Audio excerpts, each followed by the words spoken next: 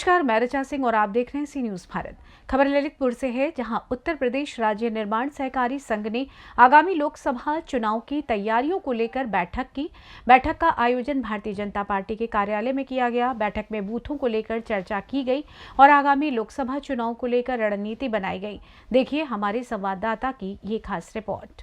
2024 का लोकसभा चुनाव जहां पर नजदीक है और वहीं पर सरगर्मियां जहां पर प्रशासन में देखी जा सकती है, और वहीं पर आपको लेके चलते हैं छोटे महाराज जी हैं, अर्पित दास जी महाराज, जो कि डायरेक्टर हैं उत्तर प्रदेश राज्य निर्माण सहकारी संघ के, जो कि ललितपुर में आए हैं और वहीं पर ली है मीटिंग।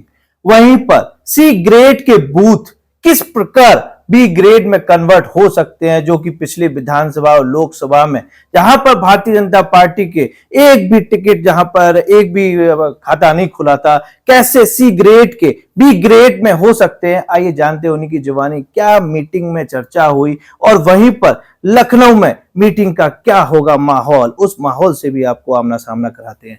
नमस्ते, आपका हमारे चैनल में स्वागत है। बहुत बहुत धन्यवाद आपका जी। क्या मीटिंग में आज किस पर क्या मीटिंग में हुआ?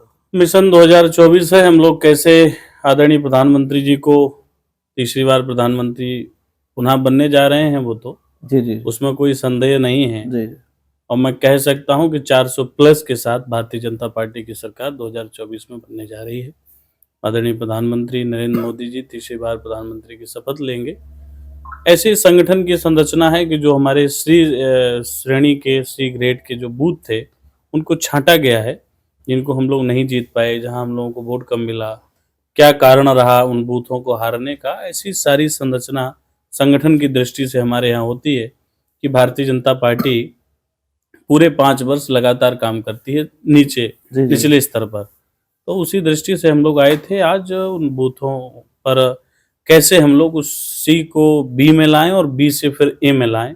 ऐसी पूरी संगठनात्मक चर्चा जिला कार्यालय पर सभी हमारे भारतीय जनता पार्टी और हमारे सहकारिता से जुड़े जो पैक्स के, क्रय विक्रय के, डीसीडीएफ के जो अध्यक्षगण हैं उनके साथ हमारी हुई है। और निश्चित रूप से 24 में जो सी ग्रेड के हमारे बूथ पहले थे वो बी और ए में बदल जाएंगे। क्या संगठन में क्या चर्चा हुई, क्या रणनीति, किस तरह आप सी ग्रेड के बूथ को बी ग्रेड में कन्वर्ट करेंगे, क्या आज एक माहौल था? संगठन की रणनीति है वो कुछ अंदरूनी रणनीति होती है। जी। और हम लोगों का काम है बूथ स्तर पर काम करने का। हम लोग चुनावी भारतीय जनता पार्टी चुनावी काम नहीं करती है, पूरे 5 वर्ष काम चलते रहते हैं। और दूसरा हमारा एक सहकारिता का 1 लाख लोगों के साथ सम्मेलन होने जा रहा है, प्रदेश का एक साथ एक बड़ा सम्मेलन, जिसके मुख्यतः माननीय गृह मंत्री और सहकारिता मंत्री श्री अमित शाह जी रहेंगे। उसकी डेट 25 से 29 के बीच में होगी, फरवरी के लास्ट वीक में। उसकी भी तैयारियों को लेके कि यहाँ से कैसे कहाँ पॉइंट बनेगा, कैसे किन किन लोगों को जाना है, कौन लोग अपेक्षित रहेंगे उस बैठक में, ऐसी सारी चर्चाओं को लेके हम लोग आए थे। अच्छा, वहीं पर राम मंदिर की प्राण प्रतिष्ठा संपन्न हुई, तो ये भी एक ट्रम्प कार्ड 2024 में जहां पर चलेगा, इस बारे में क्या कहना है आपका? देखिए, राम मंदिर चुनावी मुद्दा नहीं है। राम मंदिर आस्था और विश्वास और उस देश की करोड़ों राम भक्तों की आस्था का केंद्र भगवान श्री राम थे। तो अब ऐसे तो आप कहिए कि नंदी बाबा ने भी अपना खुलवा लिया, माननीय मुख्यमंत्री जी ने भी कह दिया है कि जहां राम जी नहीं माने उसके बाद नंदी भी नहीं माने, तो अब कृष्ण कन्हैया कैसे मानेंगे?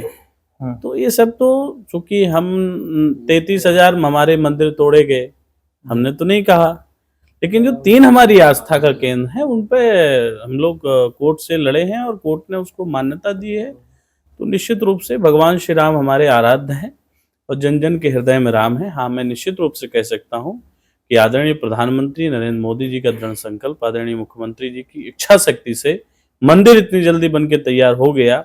यदि अन्य कोई सरकारें रहती और सुप्रीम कोर्ट का निर्णय भी आ जाता तो कोई ना कोई बाधा ये लोग लगा देते, विपक्ष के लोग दंगा करा देते, लेकिन मंदिर नहीं बन पाता। तो निश्चित रूप से जिन्होंने राम मंदिर बनाया है, जनता उनके साथ खड़ी है। और इसीलिए तो मैं कह रहा हूँ कि 400 के पार आ रही है भाजपा, इनका खाता नहीं खुलने वाला है कई जगह। अच्छा, वहीं पर 2024 के चुनाव पर हमारी जनता से आपका क्या कहना है?